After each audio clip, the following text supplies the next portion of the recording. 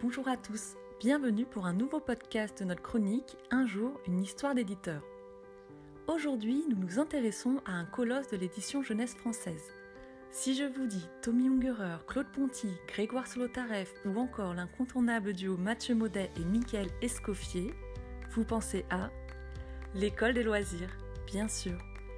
Cette maison d'édition créée en 1965 par Jean Fabre, Jean Delas et Arthur Hupschmid a bercé plusieurs générations d'enfants et n'a pas moins de 5000 titres à son catalogue, dont de nombreux albums devenus aujourd'hui de grands classiques.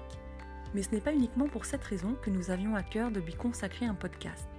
Nous souhaitions avant tout vous parler de son histoire, car grâce à sa vision novatrice, l'École des loisirs a grandement contribué à transformer le visage de l'édition jeunesse en France.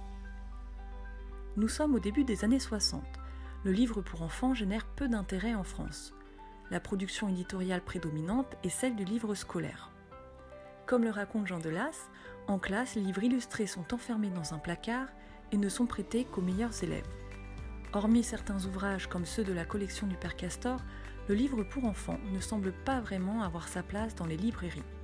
Les trois fondateurs de l'École des loisirs travaillent pour les éditions de l'école, un éditeur de manuels scolaires, lorsqu'en 1962, une visite à la foire internationale du livre de Francfort opère en eux une véritable révélation. En découvrant les auteurs et les types de livres qui sont publiés à l'étranger, ils réalisent le potentiel qu'offre la littérature pour enfants. En 1965, ils créent l'École des loisirs et définissent un nouvel axe éditorial qui contribue au renouvellement de l'album pour enfants. Ils souhaitent s'éloigner du caractère rébarbatif des manuels scolaires et rendre la lecture plus ludique et plus attrayante. Ils donnent une place prépondérante à l'image qui devient aussi plus audacieuse. Et tout comme le concevait Paul Fauché, le créateur de la collection du Père Castor, celle-ci n'a plus comme unique fonction d'illustrer une scène du récit, elle se révèle également narrative et constructive. Les premiers albums publiés par l'École des loisirs ne manqueront certainement pas de vous rappeler quelques souvenirs. Il s'agit de traductions d'auteurs qui rayonnent alors à l'étranger. Les aventures d'une petite bulle rouge de Yéla Marie est l'album emblématique de la maison. C'est un album sans texte, ce qui est révolutionnaire à l'époque. Sont publiés aussi Les Trois Brigands, un des chefs-d'œuvre de Tommy Ungerer, Max et les Maxi Monstres de Maurice Sendak, ou encore le célèbre Petit Bleu et Petit Jaune de Léo Lionni. Les événements de mai 68 entraînent de profondes transformations sociétales qui favorisent le développement de l'école des loisirs. La place de l'enfant au sein de la famille et de la société change radicalement.